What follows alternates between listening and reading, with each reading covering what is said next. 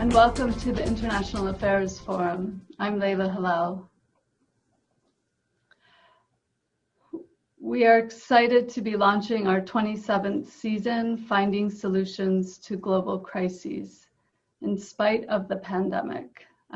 We're very thrilled to have you all with us this evening, and we have over 200 registrants for tonight's event.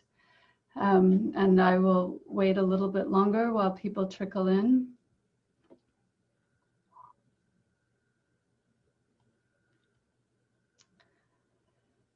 We will be using the chat function to receive your questions this evening. You are encouraged to submit your questions as they arise. You'll find the chat function at the tool bottom, at the bottom of your screen. And you can submit your questions. We encourage you to submit as they come to you during the course of the presentation. And to start us off for this evening, NMC's President Nick Nisley.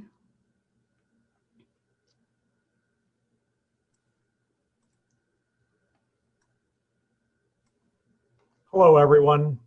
My name is Nick Nisley, and I serve as the president of Northwestern Michigan College. It's my pleasure to welcome you to NMC's 27th season of International Affairs Forum programming. Typically, we'd be meeting here on campus in our Millikan auditorium, face-to-face. Obviously, the coronavirus pandemic has changed those plans.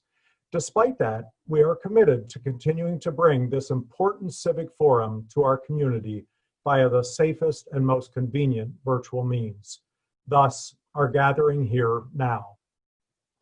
I'm encouraged to see so many attendees, and thank you for your attendance and continued support. This year's theme, as you heard, is aptly entitled, Finding Solutions to Global Crises. I'm proud how Leila and the IAF board have courageously decided to bring such relevant programming to us. We find ourselves facing many challenges today. Public health challenges resulting from the coronavirus pandemic, economic challenges, challenges about race and racialized violence, and political challenges, just to name a few. As IAF members, we share a common belief that we can best equip ourselves to address these challenges if we continue to come together for these informed discussions on critical topics with thought leaders like Julio Frank. I believe your continued participation is critical to the health of our community and our larger society. So thanks for showing up.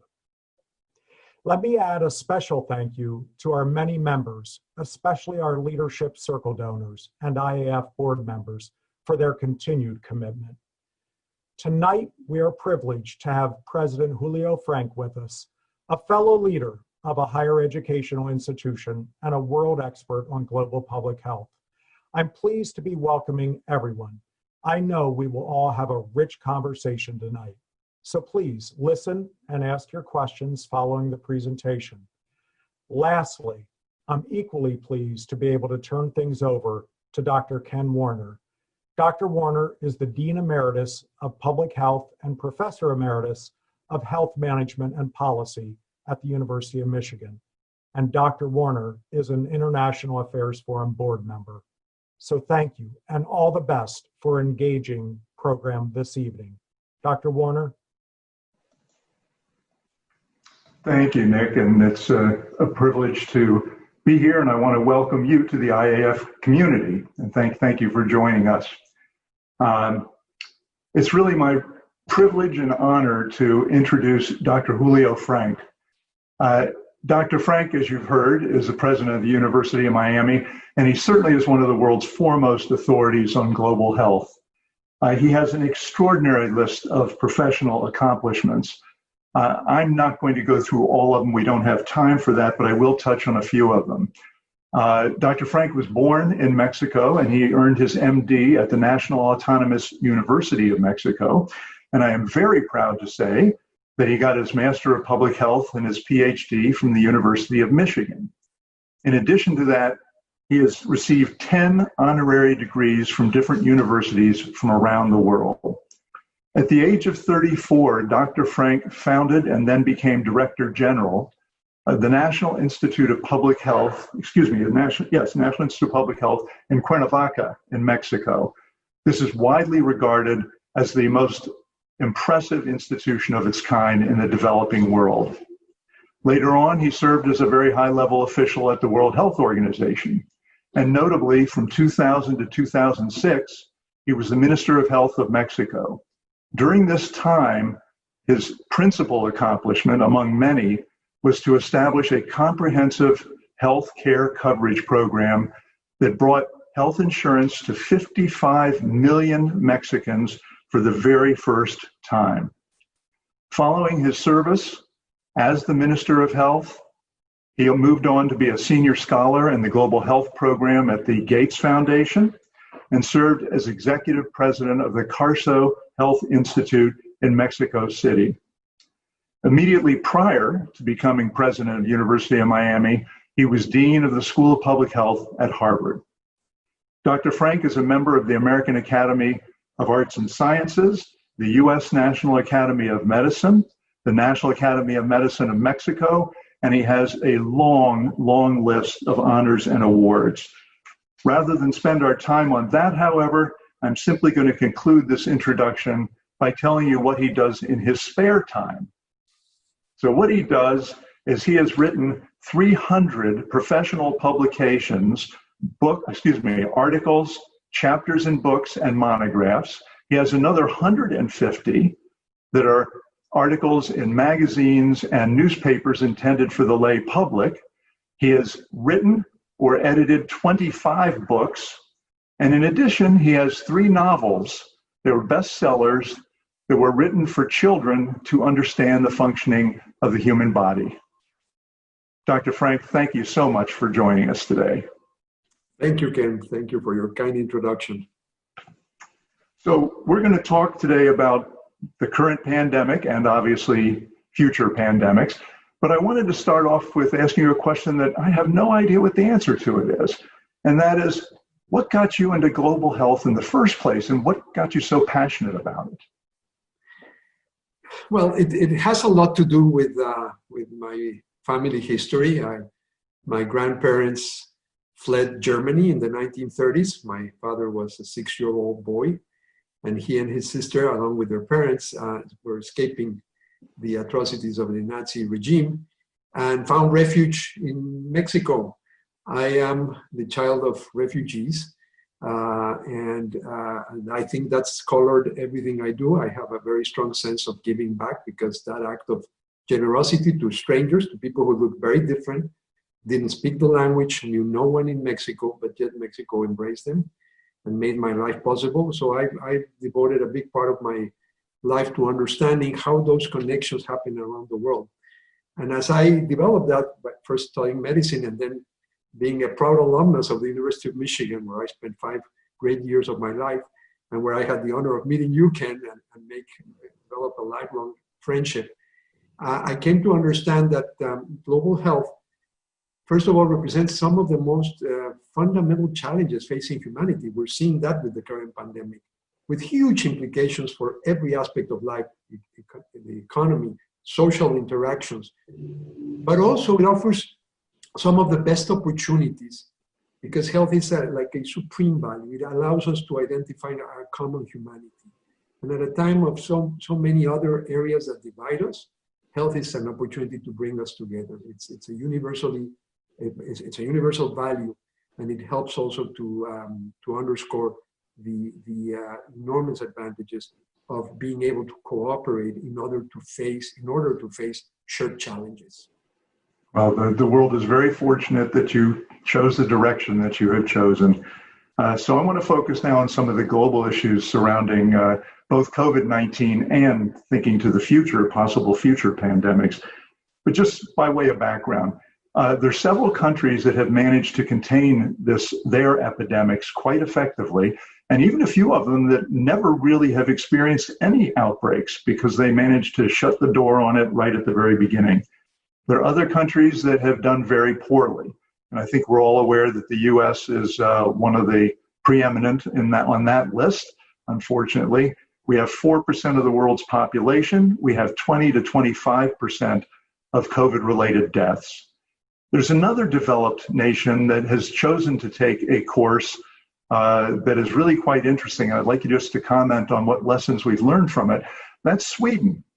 Sweden decided at an early point that they were simply going to let this play out naturally with no restrictions on their population and basically let the virus work its way through the population. What have we learned from that natural experiment, if you will? Well, first of all, it is quite remarkable how different countries have fared in this pandemic. You have a group of countries that have done reasonably well, and a group of countries that haven't done so well.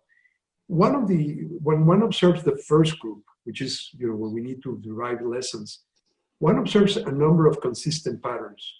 First of all, an early recognition that this was a major threat, and no attempt to minimize it or to calm people down by saying that this was not such a serious thing.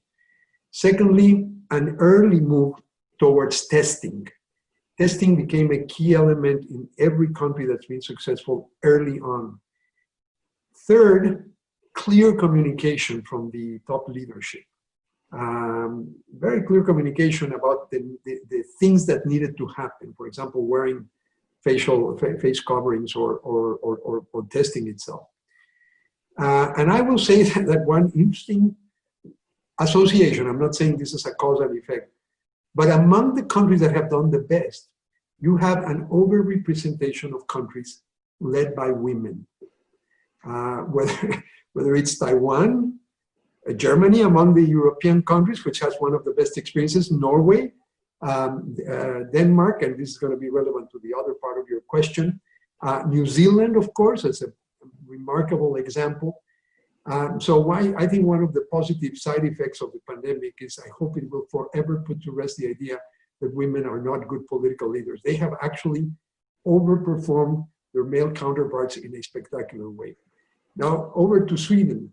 Yeah, I mean, Sweden is a special country. I think they did that. It was not an irresponsible or irreflective decision. It's a very homogeneous country. People are very disciplined. The level of social discipline is very high. And yet they did follow a course which was predicated on the idea of achieving herd immunity. And I think the final balance is it really didn't work. It's a natural experiment. Now we're all learning about this. I don't want to pass judgment on anyone because I think these were bona fide attempts to try something in the face of an unknown pathogen. This coronavirus, this particular coronavirus, is a new virus. It's the first time humans are interacting. There's a lot of uncertainty. We're learning as we go. But the idea that you could just let things run their course and try to minimize economic damage really didn't work. Sweden has much higher rates of mortality of any other of the Scandinavian countries, whether it's Denmark or Norway or even some of the other Nordic countries like Finland. And it basically didn't do much better on the economic front. The idea of herd immunity is one that applies when you have a vaccine. It's very dangerous to try it when you do not have a vaccine because you can have a lot of deaf people before you reach a threshold where the number of susceptibles is sufficiently small that you break the chain of transmission.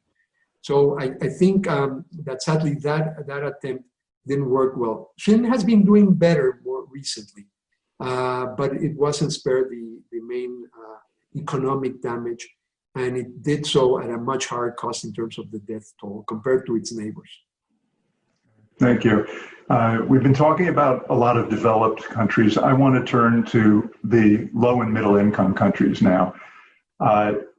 How do you expect the pandemic to play out in the world's poorest countries? And I'm specifically thinking of countries in Africa, perhaps parts of the Middle East, and also over what period of time? How long is this going to be a serious problem for those countries? I mean, the problem with most of the low and middle income countries is that their fundamental infrastructure, their basic health systems are very weak to begin with. So, but also the economy works in a way where it's very hard to tell people to just go into lockdown.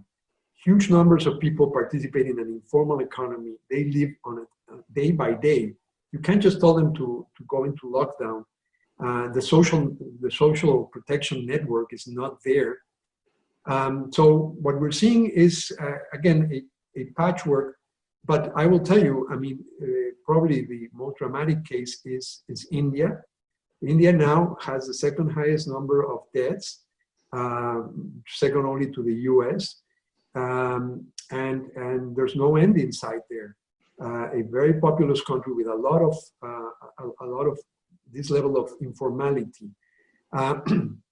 In Africa, actually, some countries haven't done that poorly, but of course, there's a lot of uncertainty because part of the weakness of the health system is the inability to test enough. So the numbers, we don't know really what's the number of cases. And South Africa, which is the most advanced economy, also has not done very well. I am surprised that higher middle income countries, such as my own country of Mexico and Brazil, which are really, they are members of the G20, have done very poorly. And there, the systems are not so weak. They actually have strong health systems. I know the Mexico one in particular used to have a very strong epidemiologic surveillance system. But both of them are led by populist leaders. And this is the other pattern we see. So just like we see an overrepresentation of women in the successful cases, we see a lot of populist leaders. It's the case of India, it's the case of Russia, of Turkey, and in Latin America, it's the case of Mexico and Brazil, where they have done exactly the opposite. They have minimized, they have not been clear in the communication, they have refused to wear face coverings, and Brazil and Mexico join India in being the three developing countries, three very large economies, fairly sophisticated societies with a lot of highly trained professionals, and yet the political leadership, I think, in the three countries has not been able to step up to the plate. Now, into the future, a big part, and to the other question, how long will it last? A big part will depend on access to the vaccine. I am very optimistic we will have a vaccine sometime next year. And the question is, what is the world willing to do to assure access by some of the poorest people? And fortunately, there is a whole movement. There's a global alliance on vaccines and immunization that is getting ready to do that. Some countries are setting aside funds to assure that most countries in the world have access to the vaccine, because frankly, in a pandemic, no country is safe until every country is safe. It's by definition a global issue, and it requires a global solution. But what the timing of that access to vaccine is, I think will determine how quickly the poorest countries in the world get out of the pandemic, and therefore how quickly the world as a whole becomes a safer place. Okay. I want to turn for a bit here to social inequities. We are well aware that in the US, the African American community is bearing a disproportionate of the burden of illness and mortality, as are some components of the Hispanic community. What's the status elsewhere? What are the kinds of social inequities that you're concerned about that are deriving from this pandemic elsewhere in the world? This is a universal phenomenon. In every country of the world, the pandemic has hit people who were already disadvantaged prior to the pandemic in a disproportionate way. And there's multiple factors. I mean, it happens here, especially with the African American community. First of all, there's a background of lower levels of health and higher rates of underlying chronic medical conditions that represent a risk factor for infection with the coronavirus. Excuse me. Diabetes, hypertension, all of those are more prevalent in those communities. Obesity rates, all of those which are underlying risk factors for COVID-19. Secondly, many members of what have been designated as essential services that were not able to stay in lockdown. Again, these are some categories of first responders, but also the people who are delivering stuff, who are doing a lot of that service so that the rest of us could remain in our homes, are also overrepresented in those underprivileged communities. Again, this happens everywhere. In some of the poorest economies, where you have that level of informality and people living on a day-by-day basis, those people can't stay at home. And so you see this around the world. And, you know, the pandemic has not in itself been so much an agent of change as an accelerator. It took situations that were already there and greatly accelerated them. And that, unfortunately, was levels of social inequality. It has deepened those. So as we think towards the future, we really need to think, when we think about the next pandemic, how do we include creating, addressing some of those vulnerabilities before the next pandemic hits? Because what we have found, whether and it's not just poor countries, and it's not just the US, it's the UK, it's European countries in general, other wealthier countries with lower levels of social inequality, and yet it's been the most vulnerable members of those societies that also have suffered the most. You're talking about the next pandemic. Let me start getting into that by looking at what could have been the previous one. In 2002 and 2003, we had an outbreak of SARS, which is another coronavirus. I've got the data here, which really impressed me. CDC estimated SARS infected only 8,100 people in 26 countries around the world and resulted in 774 deaths. Was there a fundamental difference in the virus itself so that it was less infectious, or was this a case in which the world got it right? And what kind of lessons can we take from that experience? No, yes, the disease is in itself very different. And coronaviruses are a wide variety of viruses. The common cold is caused by a coronavirus. SARS, MERS, the Middle East respiratory syndrome also. But both SARS and MERS have a higher case fatality rate. They are more lethal, but they are much less infectious, first of all. And particularly with SARS, you didn't have what's been the biggest challenge with this strain of coronavirus, which is the asymptomatic transmission. Typically with SARS, you had to be very sick before you started transmitting the virus. So by that time, you were probably in a hospital. The problem with the current strain of coronavirus that's causing COVID-19 is asymptomatic transmission. It's quite contagious, but it's particularly challenging because people who look and feel great can be actively transmitting the disease, and you did not have that with SARS. No, SARS didn't get it right. Actually, we had the same kind of delay we saw now in notification, and the lessons, it's pretty distressing, I have to tell you, because SARS, like COVID-19, started with wet markets, which are very common in Asia and other parts of the developing world, where you have that, really in inhumane conditions, live animals in very crowded circumstances, truly inhumane, but also in promiscuity with humans. And that's where you get that element of crossing the species barrier from some of those animals into humans. I was Secretary of Health, Federal Secretary of Health of Mexico when SARS. I was very active because I had worked at WHO. We all said, the first thing we need to do is close down those wet markets. And 18 years later, they hadn't been closed. And look what we have now, a much, much worse pandemic. We gotta get it right for the next time. We can't go back to the idea that we are very focused on the emergency and then things go back to the way they used to be before, and we don't learn the lessons. So you're actually giving a partial answer to the next question I wanted to ask you. The infectious disease community tells us that we should anticipate future pandemics, that they're possible and maybe even very likely. So I want to know, what is it that individual countries and the global community should do, and what resources should they commit to preparing for that next pandemic in advance? You just mentioned one thing, get rid of the wet markets. What else? Well, for those of us in global public health, it's never a question of if, but when we will have the next pandemic.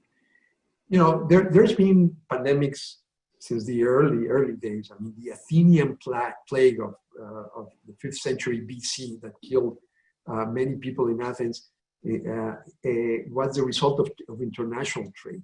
Then you had the Black Death, killing at some points a third of the population in Europe. Then you had the main catastrophe of the conquest of the Americas, bringing diseases like smallpox, which was, for example, in the Aztec Empire, 90% mortality of smallpox, including the emperor. Those were early examples of involuntary microbiological warfare. And it goes on and on.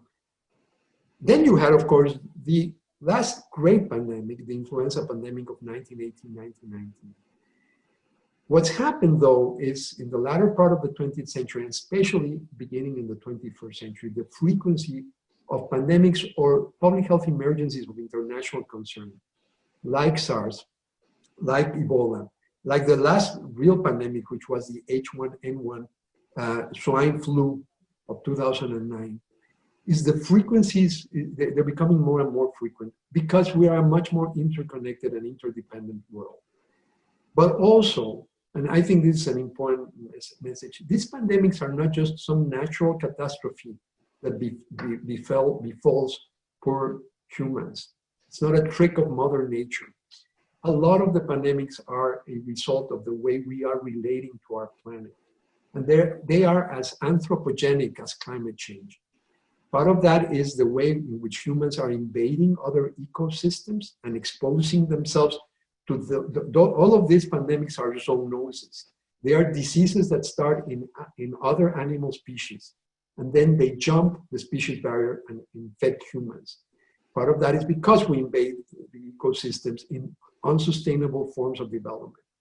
Others have to do with the way we are either dealing with livestock, poultry, for example, swine.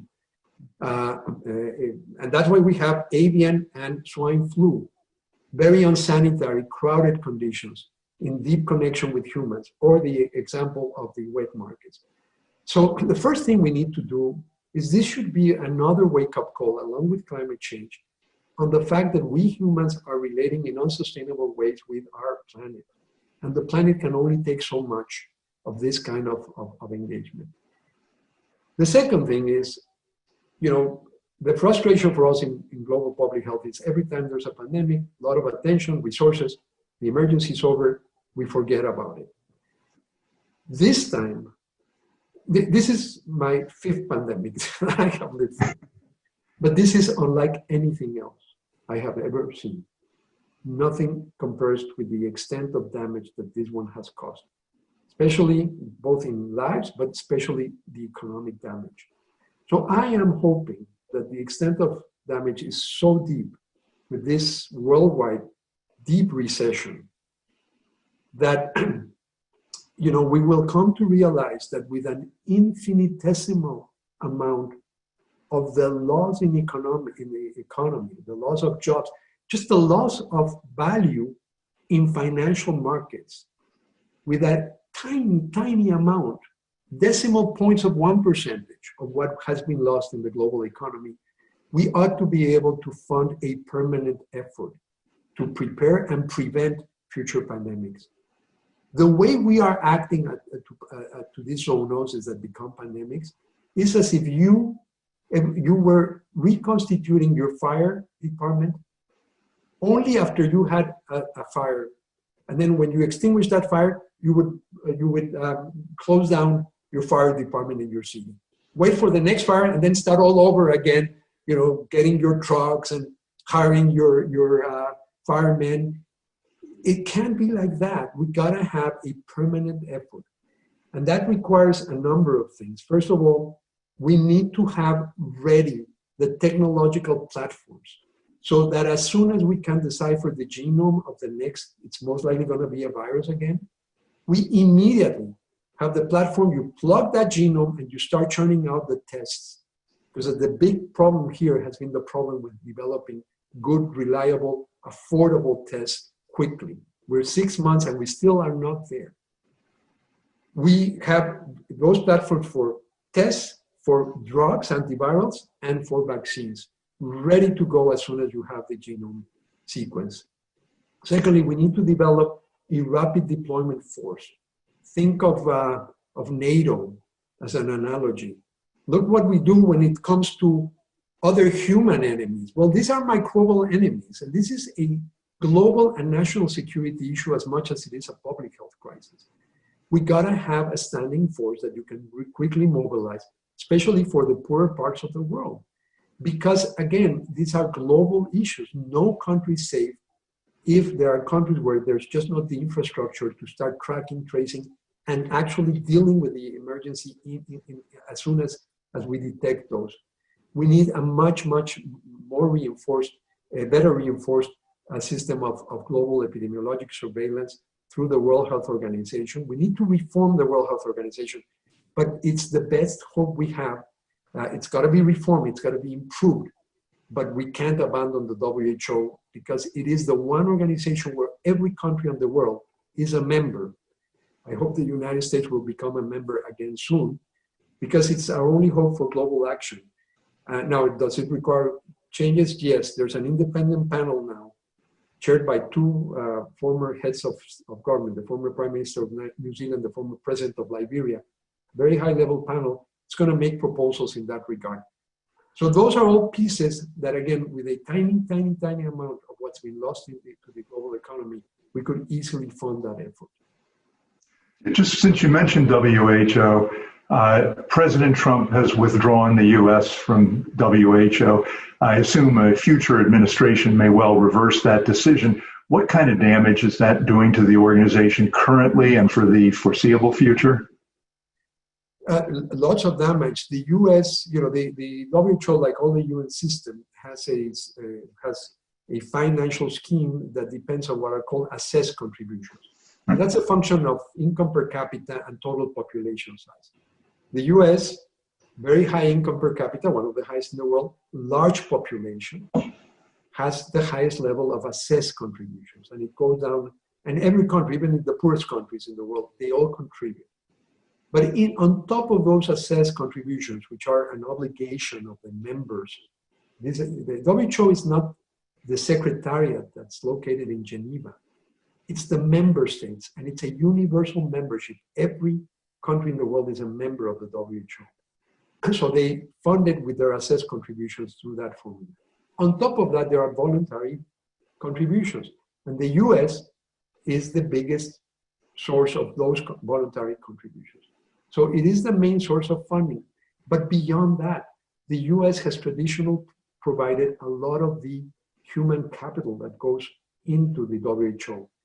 At all times, there's a body of people seconded from the CDC to the WHO to work with the countries.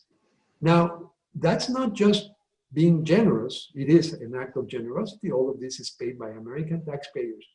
But it's also a smart diplomacy. Because through those very technically competent from CDC, we help countries with a much lower level of capacity for epidemiologic surveillance to keep us all abreast of what's going on around the world. And that makes the US population safer. So I think it's hurting WHO. I think it's hurting the United States standing in the world. I'm afraid that the vacuum will be filled up by China. And then it's going to totally backfire on the global standing of the United States. So it's harming the WHO, but it's also harming the United States. And again, I worked there for two and a half years. I know the organization. It requires a lot of reform. But if we didn't have a WHO today, we would have to create it because it's our only hope for global coordinated action in the face of what are going to be other challenges in the future. Well, let's move from the global to the local. And specifically, I want to bring this closer to home. And I'm really referring to your home. We know that your university and all universities and colleges in Northwestern Michigan College is having to figure out how you're going to handle education. Everybody's come up with plans for the fall semester, at least a part of it, the initial part of it. We may well be looking at having to do all kinds of planning for the next year, the entirety of the year. Could you talk just a bit about the process that you go through to arrive at the positions that you've taken as a university as to how you're going to handle education, and also and tell us what you've decided And I'm also curious as to what kinds of developments or data are you watching that could trigger a change in your current policy? Yeah, I mean, it just happens to be the case that this, in addition to being president, this is my field of expertise. This is the 5th pandemic that I had some decision-making position. And so when the first report started coming out of China in January, I called my senior team and I told them there's a very high likelihood this is going to become a pandemic.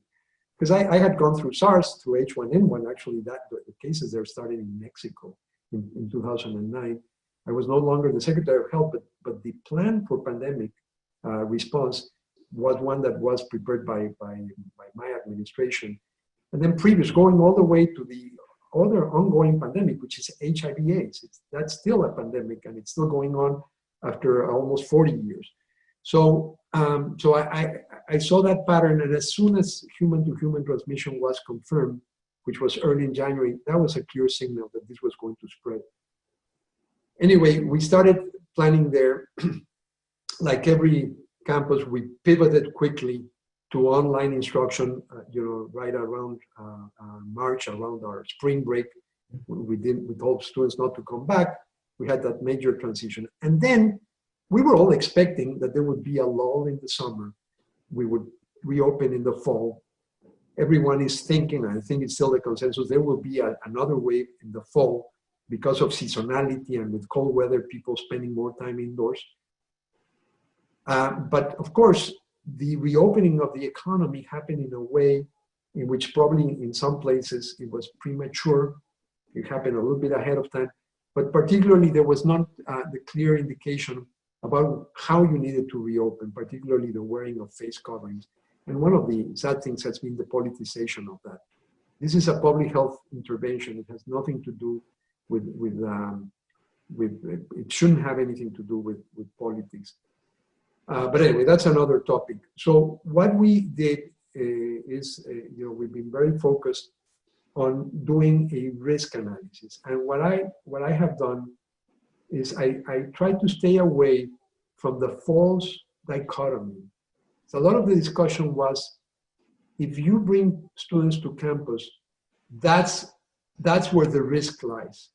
If they don't come to campus, then there's no risk. That is not true. And my training is to try to do comparative risk analysis.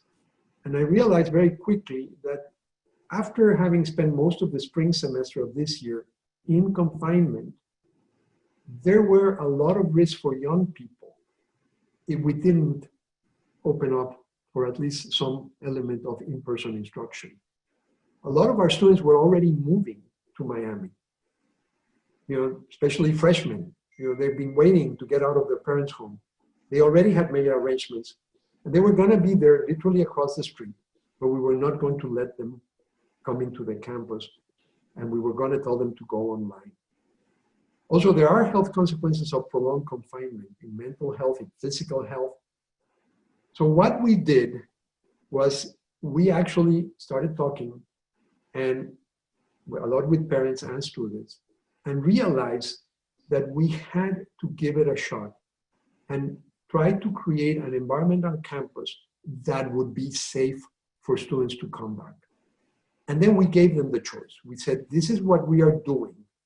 And it included the standard, as what every campus is doing. Total reconfiguration of spaces so that there's physical spacing, and you reduce the density of people on campus. Testing. I mean, a lot of testing. That's actually where we're spending most of the money. A robust system for tracing contacts and then setting aside rooms for isolation and quarantine. The mandatory use of face coverings, indoors and outdoors. And so we put together this plan. We have invested millions of dollars in reconfiguring the campus and doing especially those testing platforms. Then we gave the choice to students. And first of all, we told any student with an underlying chronic medical condition that's a risk factor should not come back. And we developed a very good, fully remote option for those students. And then for the rest of them, we said, if you don't have a medical condition, you don't need to give us any explanation. If you don't feel safe, you can opt for the remote option, and you will have a great instruction. Well, 75% of the students said they wanted to come back to campus. That tells you how much there was that craving for that direct human contact. So we opened with 75% of our students, and then we said, if you then choose, this is what you need to do. And we're gonna help you comply through 3 measures.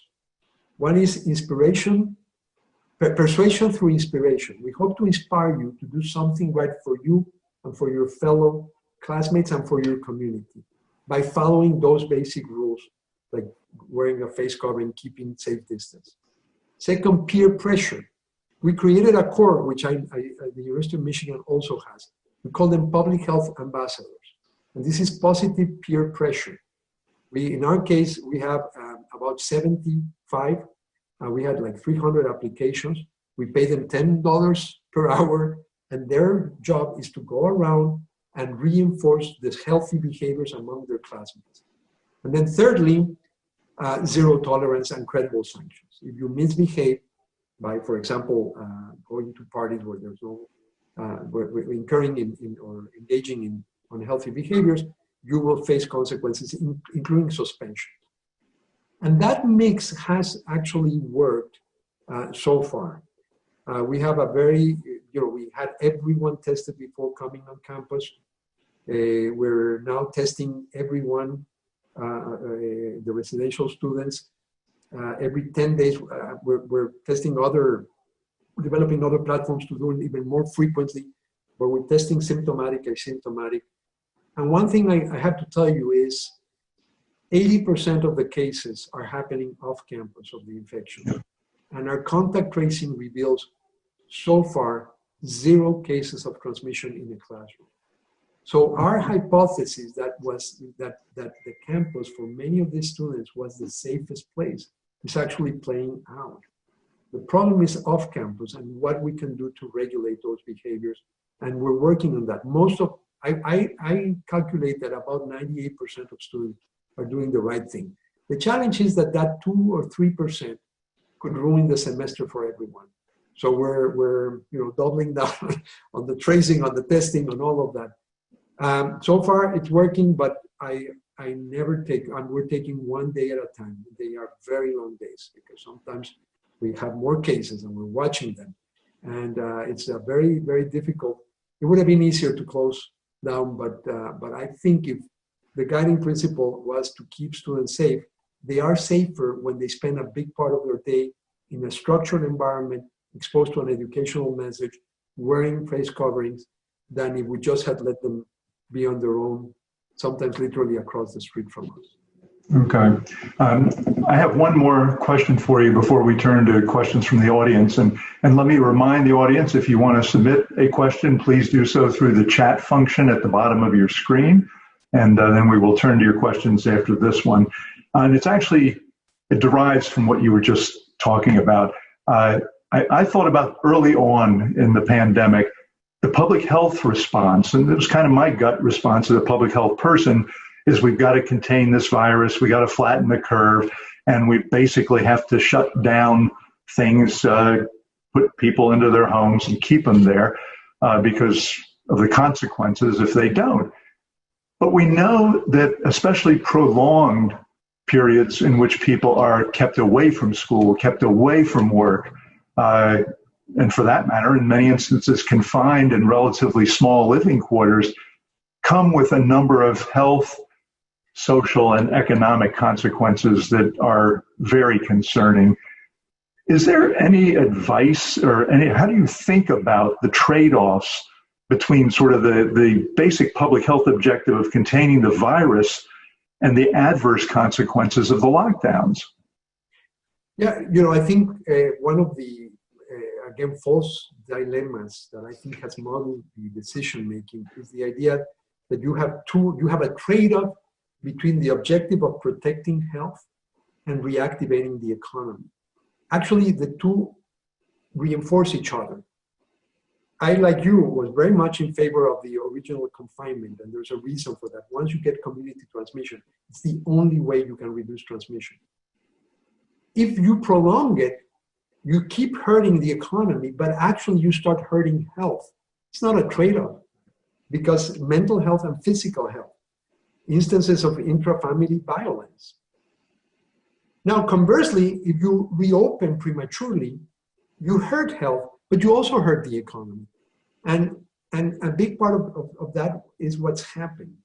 As we look forward, I think the good news is there are 3 interventions. As we look forward, we need to understand that protecting health and reactivating the economy are mutually enforcing objectives, and we need to do the 2. Unfortunately, there are 3 interventions that help us to do both. First, wearing face covers. You know, I am as much a defender of civil liberty as anyone, but wearing a face cover has nothing to do with that. It's become politicized. This is the same reason why we don't allow people to drive their cars when they are inebriated. It protects them, but it protects the other. And it's not a limitation of your civil rights. It's a way of keeping yourself safe and keeping others safe, especially vulnerable people. This is a public health measure. We ought to take it out of the political sphere and really understand that wearing face covering is something that will help the economy and will help health. The second is testing, more and cheaper and more frequent testing. That's the key to reopen the economy safely and to protecting health. And the third, of course, is vaccines and building trust in the vaccine so that when it becomes available, people actually get the vaccine. That will help the economy and will help health. And I think that's the way we need to think, mutually reinforcing. Sounds easy. I think like we have just a few more minutes here. I think I want to turn to some questions from the audience. Here's the first one. We're witnessing the hazards of politics adversely affecting public health decisions. Are there examples around the world of nations successfully erecting firewalls between politics and public health decision-making structures? Yes. I mean, some of the examples I gave at the beginning of countries that have done well, they didn't allow this to be politicized. And you look at a country like New Zealand, I mean, you know, they have as intense a partisan politics as anywhere else. But it was very clear, the prime minister, she was incredibly clear, this is what we're going to do. Look at Angela Merkel in Germany, same story. Those countries that done well, and you know, this includes democracies like the 2 I just mentioned, or South Korea. I'm not even talking about China, where it's, you know, a little bit easier because you have an authoritarian regime and they can just tell people to be in lockdown and they can direct the population. I'm talking in democratic systems. They have done pretty well. And those are examples where they managed to create a firewall and they did not allow the public health measures to be part of the political or partisan debate. Okay, well, here's another one. How long should we expect the coronavirus to impact global health? And is a vaccine more important than therapeutics? Interesting question. It's a very good question. You know, the 3 big technologies for which we now really need to develop these permanent platforms that I was talking about are tests, therapeutics, drugs, and vaccines. Right now, without any question, the most promising development is on the vaccine front. This, if we get a safe vaccine by next year, which I'm very hopeful we will, this is an amazing feat. You know, we just deciphered the genome early this year, and to think that about 6 months after figuring out the genome, we would be on phase 3 clinical trials of a number of 3 vaccine candidates in the US and then a couple more in other countries. It's just amazing. There's no precedent to that. One of the positive aspects of the pandemic is a level of scientific cooperation like I've never seen in my life. Scientists in universities, in industry, in government, all really working together at an incredible rate. On the other hand, the big disappointment are the tests. I really thought by now we would have a point of care or even a home screening test, very cheap, couple of dollars, You would spit into something, get your results there, something like a pregnancy test done at home, then you have a confirmatory test. We still are not there. And then the intermediate category is the therapeutics. We have made some progress, but we don't have yet an antiviral. So if we had one of those, it could be as important as vaccines. Look at AIDS. AIDS, we have not been able to develop vaccines, but 40 years later, that's a pandemic that's under control because of effective antiretrovirals. So effective antivirals for this particular virus could achieve the same result. But right now, the area that's most advanced is vaccines. And I think, and it's not just, by the way, any vaccines, it's a whole new technology, the so-called RNA vaccines, which I think if they are successful for this pandemic, that they are going to have many applications for other diseases. And that's a very exciting prospect. That's a great one. I think we're all watching that with a great deal of interest. We're getting lots of questions in here about, I'll read one of them. How can we break away from the superstitions surrounding vaccines in our communities? How do we deal with anti-vaxxers? There seem to be a lot of people who are concerned about that, and it is a major concern. It is. I mean, this again is something that predates the pandemic, and it's a sad development because it happens even among very highly educated people. We can't just say these are people who didn't have educational opportunities, and yet we are seeing a bizarre skepticism about science. You see it in climate change denial. You see it in the anti-vaccine movement. There was a study totally discredited. Now it's been retracted. The author has been totally discredited about the association of the MMR vaccine with autism. There's really no evidence to that effect. And the evidence that we do have is that vaccines are this. If you have to identify one factor that's responsible for the more than doubling of life expectancy that happened in the 20th century, the fact that, by 1980, between 1900 and 1980, in those 80 years, humanity as a whole had a larger increase in life expectancy than in all its previously accumulated history. The number one factor, not the only one, but the number one, was vaccination. This is what accounts for the fact that we are living this long, because we're not dying as children. And because that's where herd immunity operates. If enough people stop vaccinating, you lose the advantage of herd immunity. And that's what's happened with measles. Measles is a super contagious disease. It is about 6 or 7 times more contagious than COVID-19. You need a high level of vaccination to achieve herd immunity. So if a lot of people stop vaccinating, you get a disproportionate negative effect. I'm hoping that coronavirus is such a dreadful disease that it will actually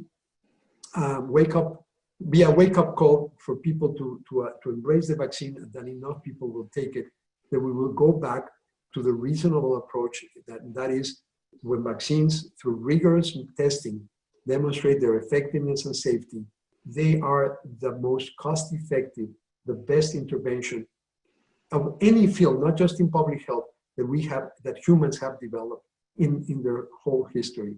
So I hope we'll be able to use good evidence to persuade people and have extensive use of the vaccine. Well, I think that is probably a very encouraging note on which to end this. And I want to thank you, Dr. Frank, for this very enlightening conversation, and especially for taking time out of what we know is an extraordinarily busy schedule. We really appreciate this. No, I thank you, Ken. Thank you to the International Forum. Thank you to President Nisley for his hospitality. I hope one day we'll be able to do this in person and visit beautiful Traverse City. I love the state of Michigan and the connection, especially being back in touch with you, Ken, one of my most admired professors in my days as a student, and then a very valued colleague when we were both deans of schools of public health. That's a great privilege, and I'm very, very grateful to you. Well, thank you. You're very kind, and we'll look forward to your visit to Traverse City. Consider it an open invitation. Thank you very much. Thank you. Thank you, Dr. Frank. I want to mention to you that we're receiving comments in our chat section, thanking you for your wise words and interesting opinions. So thanks everyone for joining us. We are running a regular season this year online, and we appreciate your patience. Every third Thursday of the month, with the exception of today, which is a Wednesday. But going forward, we will be convening on every third Thursday of the month, and we will be hitting this theme of global crises. And we hope that you will come, you will show up, and you will share your questions with us. So thank you, and stay well and healthy.